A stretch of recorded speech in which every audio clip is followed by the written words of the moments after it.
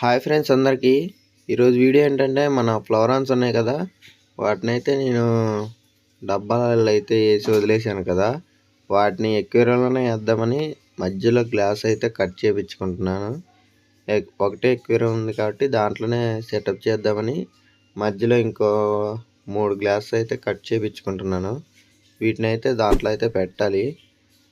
వీటిని కట్ చేయించుకొని గ్రైండింగ్ కూడా చేయించాను, ఎందుకంటే కోసుకోవద్దని.